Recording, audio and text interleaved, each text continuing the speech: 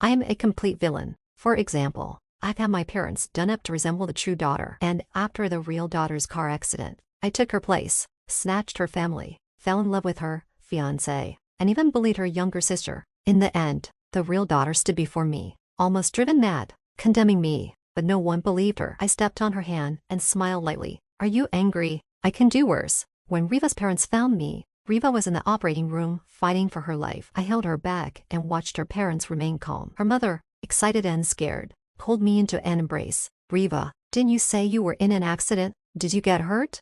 I pouted and showed her the bruise on my knee. It was just a minor bump. I got some compensation, but I'm fine. Her father looked at me with suspicion. Then why are you at the hospital?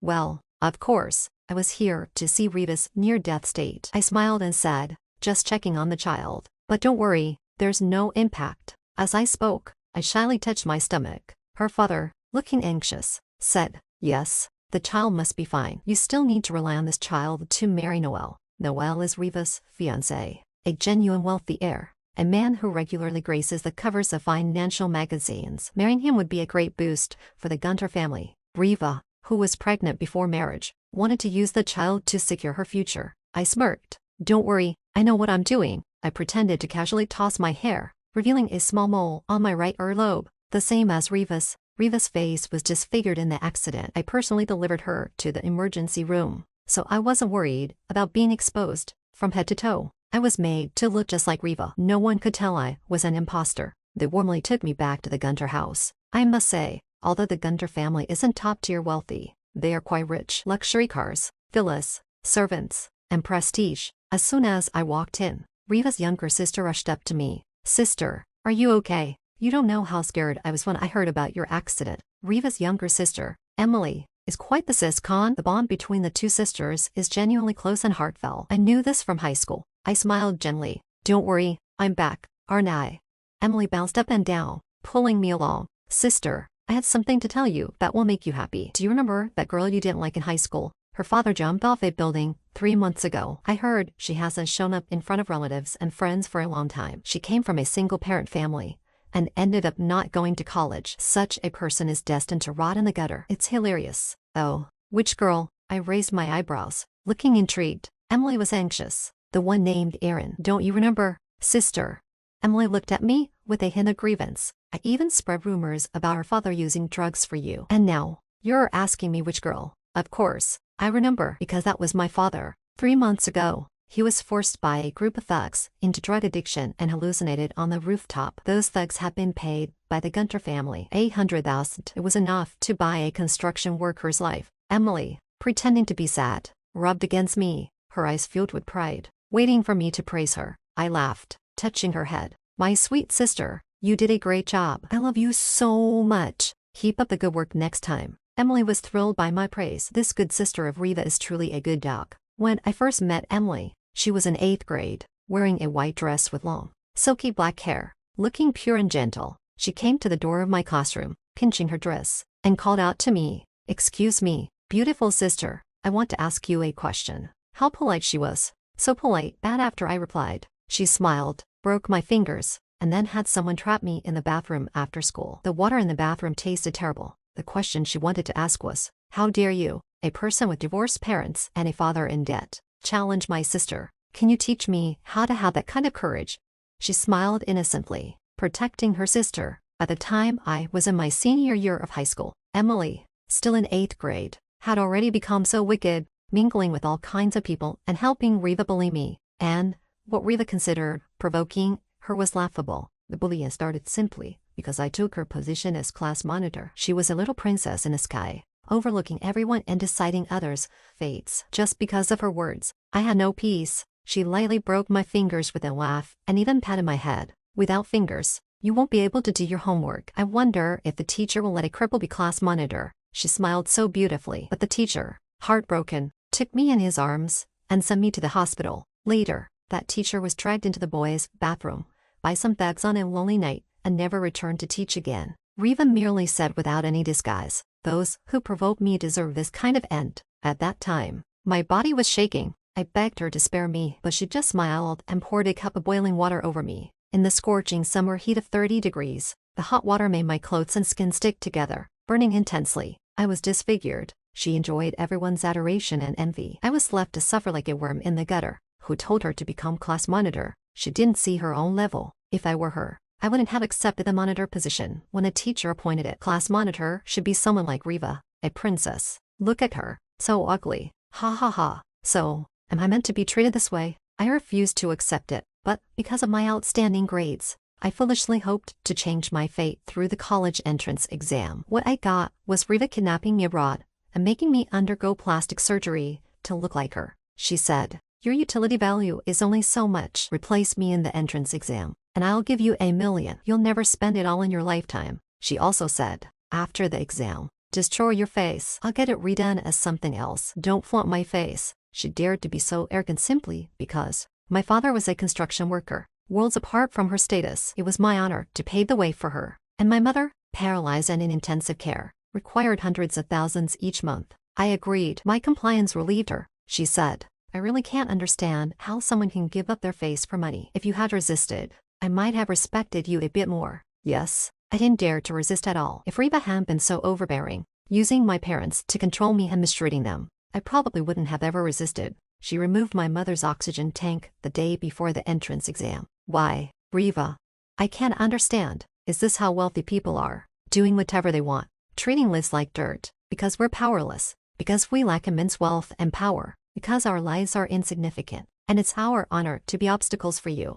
As my thoughts returned, I looked at Emily, smiling gently. Emily, however, frowned at me. After a long pause without any movement, she stared at my eyes, and suddenly said, "You're not my sister. Discovered so soon."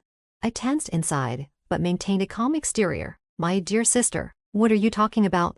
Emily angrily grabbed my arm. My sister hated Erin the most. When I told her about Erin's misfortune before, she was always very happy. "Even though you praised me just now, I don't think you're genuinely happy," she analyzed. "I remember my sister told me she took Erin abroad unexpectedly. Erin ran away after the surgery. You must be Erin, right? So where did my sister go?"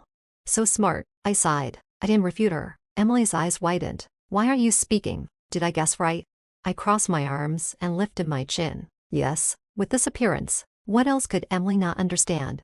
She screamed, "No wonder my sister said you're a bitch. Where is my sister now? Why are you here? I'm going to tell Mom and Dad they've been deceived by you and brought you back." I raised an eyebrow indifferently. "Are you sure you want to say that?" "What do you mean?" I looked at her and smiled lightly. Within seconds, she understood my meaning and her face turned ashen. Her parents had no idea about me being kidnapped abroad and having plastic surgery by Riva. If Emily told them, it would be like exposing oneself. I had planned to keep Emily in the dark with such a close sisterly bond. There were too many details I couldn't be sure of. It was too exhausting. Better to threaten her instead. I sneered and leaned closer to her. "Instead of thinking about how to tell your parents, why not think about how to keep it from them? I'm not afraid of being exposed, but you might not be so lucky." She clenched her fists. "Erin, you're such a bitch." She tried to say more, but her mothers had popped in to call us for dinner. Emily glared at me. "Don't be too arrogant. I won't let you have an easy time." I ignored her and sweetly replied to her mother, then left the room. Her mother had a full meal prepared for me and comforted me. "The driver who caused the accident has been arrested. How dare he harm my grandchild's courting death?" I paused, expressionless, and continued drinking my porridge. This driver is really pitiful. This isn't the first time Riva has been out on the road, taking out her frustration on whoever she dislikes, injuring or killing people, and just paying off the damages. This time, she got unlucky and ended up in the emergency room. Given Riva's numerous offenses, her parents still turn a blind eye and cover for her. Her father said, "You better be careful. Nothing can happen to the baby." Her father and mother place great importance on this child. I smiled and said, "Don't worry, if something happens to me, the baby will be fine." To be honest, I'm still a bit anxious because I've never met Noel. Where am I supposed to get a child for Noel? I need to come up with a plan, either find a way to meet Noel and drug him, or just steal someone. Just as I was thinking about this, I heard the sound of a car engine shutting off in the courtyard. Emily was thrilled. It must be my brother-in-law. As soon as he heard that my sister is pregnant, he probably came to visit her with joy. She said this, but her gaze towards me was clearly malicious. "Indeed, I'm not pregnant, and it's bound to be easy to slip up when interacting with Noel." I frowned slightly. The butler brought Noel inside. Noel looked just as handsome as on TV, dressed in a sharp suit, tall and slim, with an aura of cool sophistication and elegance. As soon as he entered, he looked straight at me, his voice gentle but with an undertone of impatience. "I heard you're pregnant. Is it mine?" Emily took pleasure in the situation. "Brother-in-law, what do you mean? If the child isn't yours, then whose could it be?" "Something's not right." I frowned. Noelle's reaction shouldn't be like this unless Noelle and Riva aren't actually involved. If that's the case, I can't let Noelle continue. If Gunter's family finds out, everything will be ruined. With this in mind, I stood up decisively, walked up to Noelle, and pulled him outside. Noelle frowned. "Riva, what's this all about?" I smiled sweetly and wrapped my arms around his neck. "Noelle, why are you being so harsh?" "So, that's why the Gunter family places such importance on the child I'm supposedly carrying." I lowered my gaze and said, "I'm sorry, Noelle. I've suffered a lot at the Gunter family's hands and had to lie. I didn't mean to drag you into this. I just wanted to make things a little easier for myself. If you don't like it, I'll fake a miscarriage tomorrow." I stared at him for a long time, until Noelle finally gave in. He sighed, his narrow eyes full of helplessness. "Don't do this next time. If anyone bullies you, just tell me." I wrapped my arms around Noelle's waist, obedient and clingy. "Got it, Noelle." Noelle avoided me, but couldn't resist my affection. I took the opportunity to kiss him, skillfully unfastening his belt. "Noelle, I've told this lie, so help me out with it. After all, we're going to get married eventually." I'm good at reading people, even though Noelle seems clean with Riva behind closed doors. Just from our conversation, I could sense that his eyes weren't entirely innocent. Riva is a fool. I am not. I'll use this affection to climb higher. Noelle let out a groan and accepted me. He was aroused. Of course, Noelle still had doubts. He said, "You never used to be this proactive." I confidently replied, "I've had a change of heart. Isn't it normal to be eager?" He believed me. While he kissed me, I bit his ear deliberately. This was intentional, to make him remember me. No matter if that disfigured woman comes back later, he will always remember the feeling of being with me. I want to be a permanent thorn in their side. The Gunter family situation is even worse than Noelle described. In the past 2 years, their company's financial chain has broken, and internal corruption is severe. Not only is it much worse than before, it's actually on the brink of collapse. It might even be ousted from the high society. So Noelle is like the last straw for the Gunter family. After that night, Noelle has clearly been nicer to me. His parents are very pleased. Emily saw the hickeys on my neck and was furious. "Aaron, how shameless can you be? Brother-in-law is my sister's fiancé. How dare you do this? My sister won't let you off. If you're smart, you better stay away from brother-in-law." I flirtatiously adjusted the lace on my dress. "Wasn't it you who personally sent me to your brother-in-law's bed?" If it weren't for Emily texting Noelle that night, he wouldn't have found out so quickly about Riva's pregnancy. Moreover, I laughed lightly. "You should worry more about whose child your sister is carrying." Yesterday, Noelle said, "He hasn't touched your sister." Emily was provoked. "Bitch, bitch, bitch." It seemed like she couldn't think of any other words to describe me. I shook my head with disinterest. Thinking of it, I added another jab. "I must say, the experience with your brother-in-law is quite pleasant." That night, Emily went on a rampage, smashing many antique vases and screaming so intensely that it was unnerving. See, she's angry now. Not only that, but I also fulfill my duties towards his parents. Almost every day, I make porridge for his mother. The doctor said she's getting old and needs proper care. His mother is very Dutch but insists I shouldn't cook. She said, "You're pregnant. These things should be handled by the servants. Why do it yourself?" I pouted and said sweetly, "You're like a mother to me. How could I trust others to do it? Besides, I'm going to marry Noelle soon, and won't have much time at home after that." I saw his mother's eyes redden, and her voice choke up. She hugged me excitedly, marveling at how dutiful I am, but she was still puzzled. "But Riva, when did your cooking get so good?" "Of course it's good. After my mother became paralyzed, I took over cooking porridge for her for years. If there hadn't been an accident, I could have continued for many more years." Thinking of this made me a bit melancholic. Seeing the genuine and emotional expression on his mother's face made me feel a bit nauseous, but I still endured the discomfort. Of course, I practiced secretly to cook for my mother. Upon hearing this, his mother was once again moved. Emily was furious at my filial piety and privately mocked me. "Aaron, my parents aren't your parents. No matter how hard you try, you'll never be their daughter. Besides, my sister's hands are meant for playing the piano. Your subservience is beneath her status." Riva always had a dream of becoming a star. She had high ambitions and was arrogant, thinking highly of herself, and her parents indulged her excessively. No matter how many despicable things she did, her parents would clean up after her. People like that are hardly capable of being dutiful. That's why I need to show his parents what a proper daughter should be like. I want everyone to compare her to me subconsciously. When Riva returns, I want her to live forever in the shadow I cast over her. Of course, I can't tell Emily any of this, so I said, why don't you just let your sister come back? You don't even know where she is, do you? I saw Emily's face crack after hearing my words. She gritted her teeth and said, just you wait.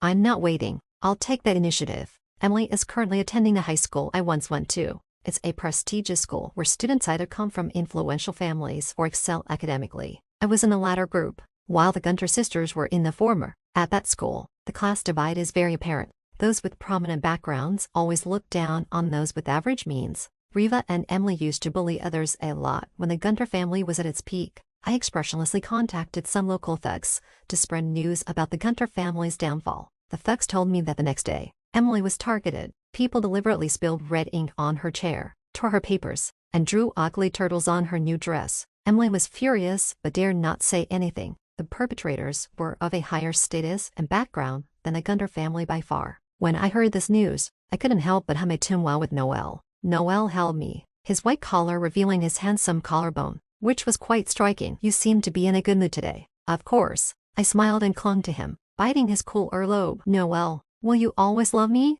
Noel held my waist.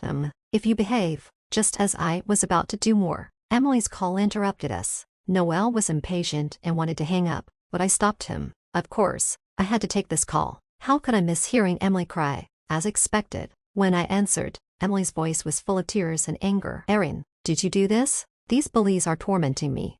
It's quite surprising. Emily. Oh, Emily, is this the first time you've experienced being bullied? I chuckled lightly, but, with Noel beside me, couldn't be too obvious in my arrogance. Yeah. After saying this, I hung up the phone. Noel looked at me, his tone lingering, and asked with a half smile, what's wrong?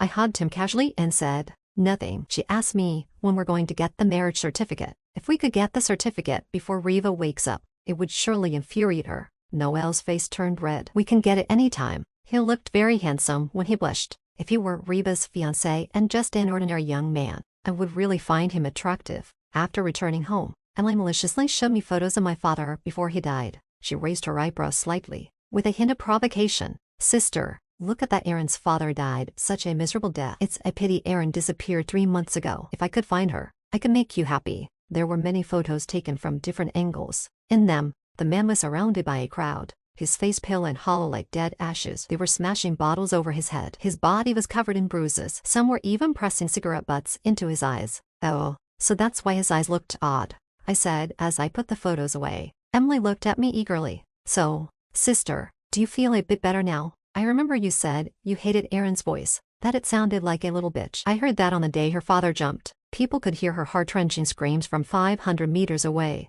She was deliberately trying to provoke me, and she succeeded. I straightened up and shoved the photos right into her face. Slap. Emily was stunned. When she came to, she glared at me with anger. You bitch, are you hitting me? The commotion was loud enough that her mother came in. What's going on? Emily glared at me but didn't dare say a word. Yes, she just wanted to anger me and see me uncomfortable. She didn't expect me to hit her back. Moreover, I had leverage over both her and her sister. I smirked, pulling her mother close and handing her the photos. Mom, look at what your daughter has done. She dug up photos of a decent construction worker who jumped to his death and showed them to me. Do you think she deserves a beating? Her mother looked at the photos and nodded. Yes. After my recent kindness, her mother was increasingly satisfied with me. Emily dared not say a word, looking as meek as could be, while being kind to her parents. I also maintained my relationship with Noel. I heard from the hospital staff that Riva had finally regained consciousness after a long coma. Unfortunately, her child had been lost. Seeing the news about Gunter's eldest daughter and Lucia's heir about to marry, she went crazy. She appeared at the Gunter's doorstep, demanding, I'm the real Gunter's eldest daughter. What's with that woman on TV? That night, she was chased away by her mother, who thought she was insane. She then went to Noel, almost hysterical. Noel, I'm Riva. That's an imposter. She went abroad and had surgery to look like me. Noel said. Ridiculous. So-called true love is nothing more than that. I leaned seductively against Noel, covering my mouth shyly. Noel, I'm scared. Noel, very affectionate, immediately threw Riva out. Riva, desolate, trembled in front of Lucia's house. I smiled and stood behind her. Noel loves me. We're getting married soon. You're just humiliating yourself by being here. Riva's eyes widened, and she screamed at me. It's you. You bitch. I'm going to kill you. She lunged at me, but I nimbly avoided her. She fell awkwardly to the ground from the force of her own momentum. I lightly laughed, pressing the tip of my high heel into her hand, grinding it in. Are you angry? I've got worse things planned. Riva's face contorted in pain, cold sweat pouring from her forehead. She began begging me to let up, saying she was in agony. I felt immense satisfaction and said,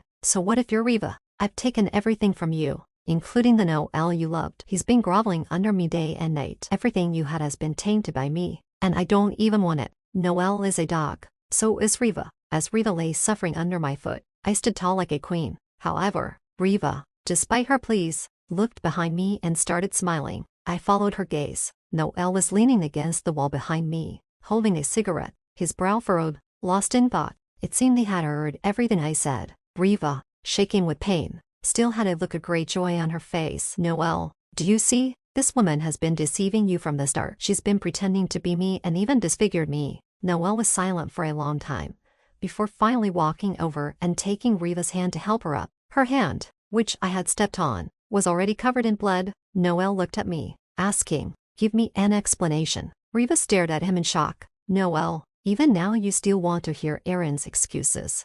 Riva, feeling guilty, said, I did have some minor procedures abroad and knew the doctors there. They called me a while ago, saying someone was using my photo for cosmetic surgery. At the time, I didn't take it seriously. Hearing her explanation, I chuckled. Riva, how dare you let Noel know you did something so morally bankrupt just for an exam? Noel, embracing her, looked at me with cold indifference. Had he not heard my words, he might have still felt some affection for me. But now, how could his pride allow him to be my toy?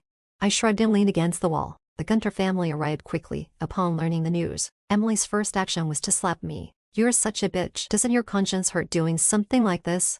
Her face bore the satisfaction of revenge, finally getting to vent the frustration she had felt from me. Only her mother hesitated. What's your name? Why did you do this? Looking at them, I was not at all angry about being exposed. I simply licked my sore jaw where Emily had slapped me. Remember, everything you're going through, you deserve. With that, I walked away without looking back. Behind me, Riva was heartbroken, and the Gunter family comforted her, but no one dared to stop me. After all, Riva and Emily had done wrong and were too scared to confront me, while Gunter's parents had sympathy for me. Having been their daughter for so long, I had nothing to regret. As for Noel, I didn't doubt his love for me, but he had his pride. The news of Noel and Riva's engagement was quite grand. Soon after I left the Gunter family, TV constantly broadcast updates about Noel and Riva. For example, the heir of the Lucius family remains devoted to his disfigured fiancée. Their love sincere. The heir of the Lucius family takes Gunter's eldest daughter to pick out a wedding ring worth $14 million. On the screen, Noel lovingly embraced Riva, looking extremely tender. Riva provocatively said, no matter what I look like, Noel loves me the most. He loves not just my face but my soul. I believe that even if someone who looks exactly like me stood in front of him, he wouldn't be moved. Her gaze seemed to pierce through the screen at me. She was pointing at me. But what does it have to do with me? I smirked and directly made a phone call. Hello, I've made up my mind about what you asked me to consider. Riva had a dream of becoming a star. She said her fingers were meant for playing the piano. She said she should stand in the spotlight and be worshipped. So, I stood at the entrance of a talent agency. Back then, to cover my mother's high medical bills, I sang at a bar and was noticed by a talent scout. He said, you have a great voice. Are you interested in developing it with me? At that time, I was so overwhelmed by life that I had no energy to chase dreams. Besides, many said that in this industry, some people never make it. Unexpectedly, I found myself standing at this door, seeking revenge. Oh, Riva, I admit you're strong, but once your face has a place in the entertainment industry, what happens to your dreams?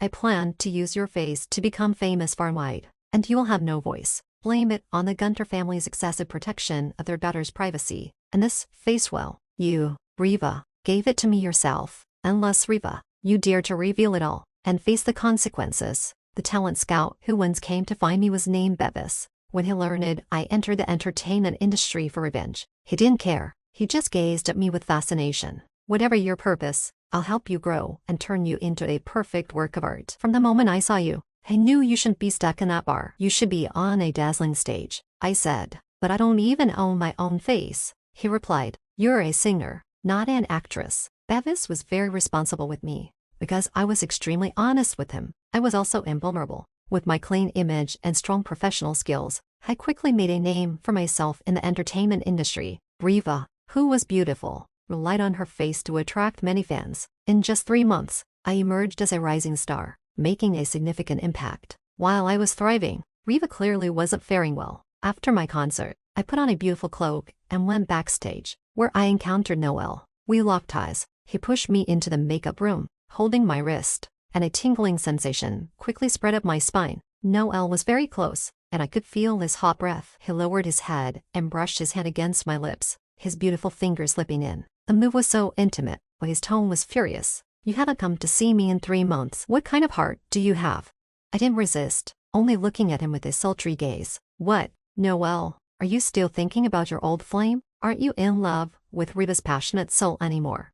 He ignored my sarcasm and said, "Riva hasn't been doing well these past few months. Uncle and Aunt always compare her to you, saying you used to make them porridge, that you weren't unreasonable or troublemaking, that you were very good." I had expected this. I lifted my chin proudly. "Of course," he said. "I know exactly what you want in the entertainment industry. Why don't I become your financial backer? It will make your path much smoother, and I can protect you along the way." TSK, TSK, TSK. I took a deep breath and said, "No thanks, Noel. I don't want anything that Riva has touched." I entered the Gunter residence not to grab her things. I wasn't interested in her possessions. What I aimed to do was simply discard the things she was so proud of, like trash. Noel's face showed a hurt expression I had never seen before. "Riva and I have never been close, only engaged in a childhood betrothal. If you don't like it, I can cut all ties with her right now. Besides, the child she miscarried had nothing to do with me. She had already been with some nameless thug." To be honest, Noel really is a perfect lover. During the time we were together, he always prioritized my opinions and never let me suffer even the slightest grievance. I knew he had certain possibilities, but how could I deserve to have feelings?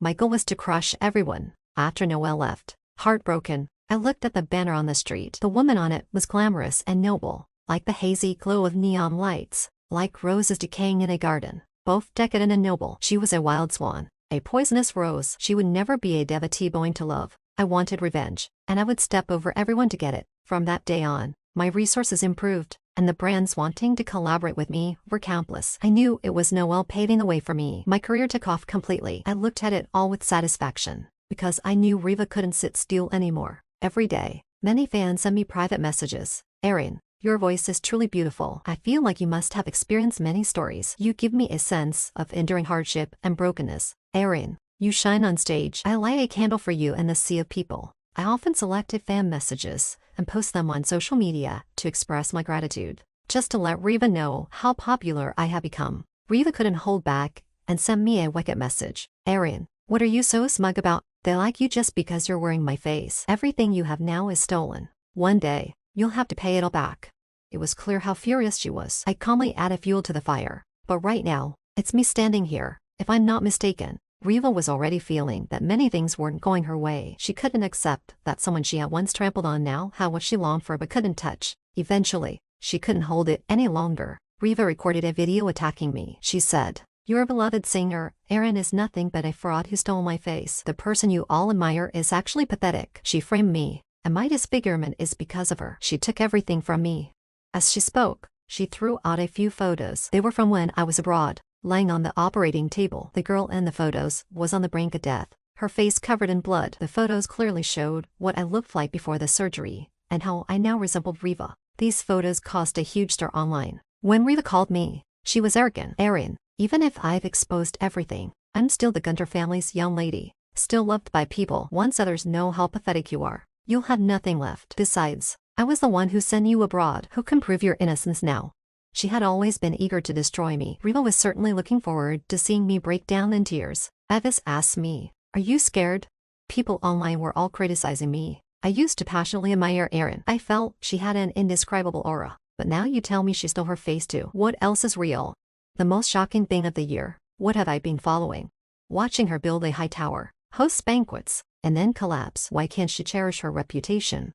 I laughed so hard I bent over. "Scared, Bavis, I might owe you an apology. I have been waiting for this day for a long time." Bavis said, "I know what you're planning. Go ahead, but promise me that as long as you're not destroyed, once this is over, you'll sing for me properly." At that moment, The light fell on his tousled hair, casting a golden glow. His slightly sparkling eyes were dark and beautiful. Riva's plan was that I had no evidence, but what she didn't know was that when I was sent abroad, I had been cautious. I recorded everything. She probably didn't expect me to do this. After all, my father and mother were in her grasp, and I had no way to resist. But she wouldn't understand how resilient a person in long-term darkness can be. The only thing it can do is endure the humiliation of the moment and gather evidence to strike back when the time comes. I had not only the recordings from abroad, but also evidence of long-term bullying in the form of photos. Noel called me as soon as he saw the trending news. "Are you okay, Arian? I didn't know Riva would do this. I believe in you. Don't act impulsively. I'll help you with this." He sounded anxious and angry,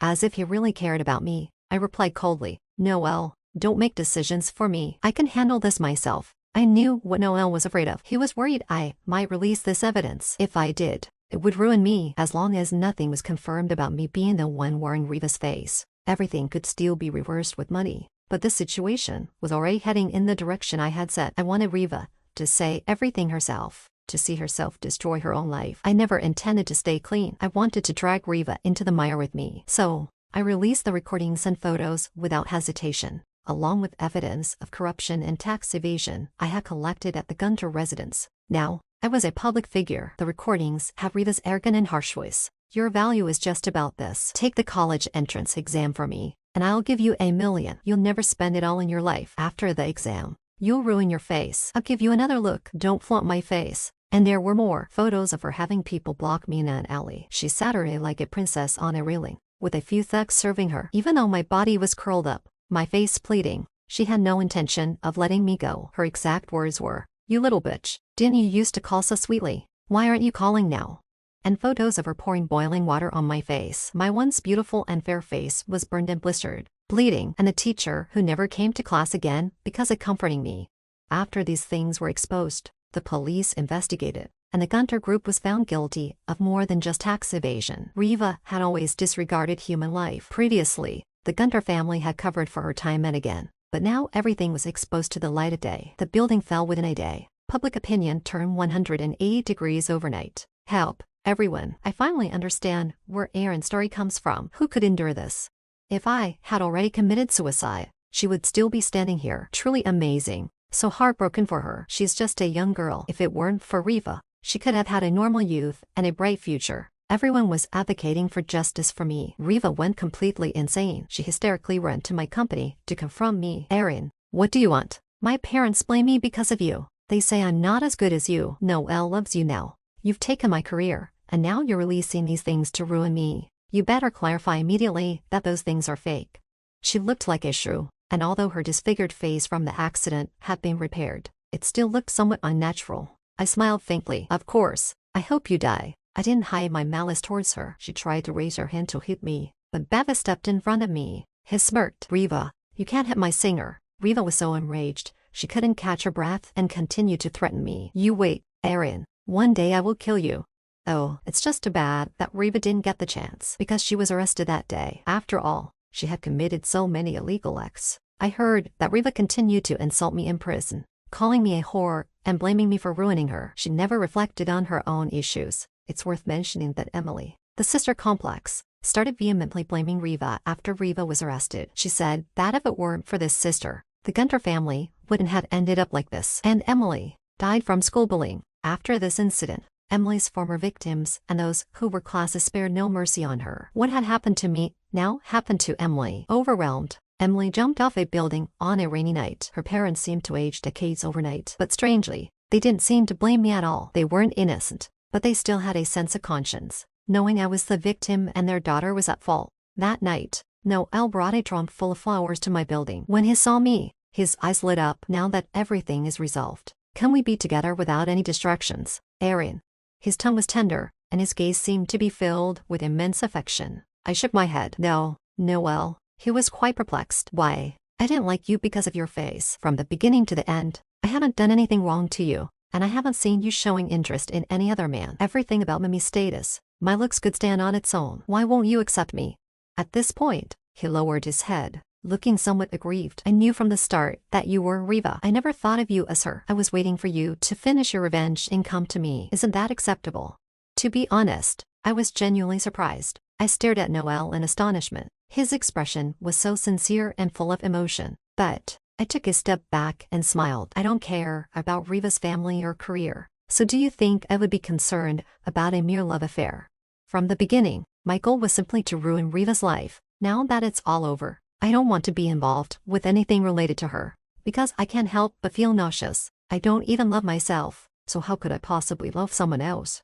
I stood there for what felt like an eternity before Noel, clearly distressed. Finally spoke. I understand now. I won't disturb you anymore. After that day, Noel never appeared before me again, but resources kept coming my way, one after another, and I knew it was all his doing. Later, I heard that this Lucius family heir, now in his 30s, still hadn't married. None of this mattered to me anymore. I was planning to leave the entertainment industry. My only purpose was to destroy Riva. It was my obsession. When I released those things, I thought that fans and netizens would find it impossible to accept such a broken version of me. But to my surprise, they all urged me to stay. Erin, your first half of life has been so tough. Let us walk the rest of the way with you. Okay. Erin, you really are like a star, shining with your own light. I really like you. Please stay. What I love is your soul and your voice, which can't be summarized by just your appearance. Erin, thank you for resisting through all the trials and tribulations. Otherwise, we wouldn't have seen such a vibrant you. They showed me their deepest kindness. When Bevis heard I wanted to leave, he was furious. Erin, how dare you? After I've stuck with you for so long, if you try to play me, I'll never let it go. He was so irritable. I rolled my eyes, but my face isn't even my own. Bevis was serious. You're a singer, not an actress. That line again. I sighed in resignation. Although he could be unreasonable, I didn't bring up leaving the industry again. But I did find time for a cosmetic procedure, because countless times in the middle of the night, I wake up trembling with fear at the sight of my face in the mirror. And countless times, I cry and pick up a knife, tracing patterns on my face, wanting to destroy it. In the end, it was the thought of keeping this face to exact my revenge that stopped me. The face after surgery didn't resemble anyone. In this industry, cosmetic surgery isn't unusual, and with my experience, fans quickly accepted my new look. Later, just as Bevis hoped, I sang many songs. I became famous across the country. Then I started a world tour. At each concert, I would say the same thing. If someone remembers a flower, the flower will not wither. A rose will always be a rose, even if it has been battered. We are all travelers through the wilderness of humanity, cutting through thorns, finding dawn even in the darkest night. This time, I will live for Erin. The story has ended. Please subscribe to the channel to get the latest content. A new novel is updated every day.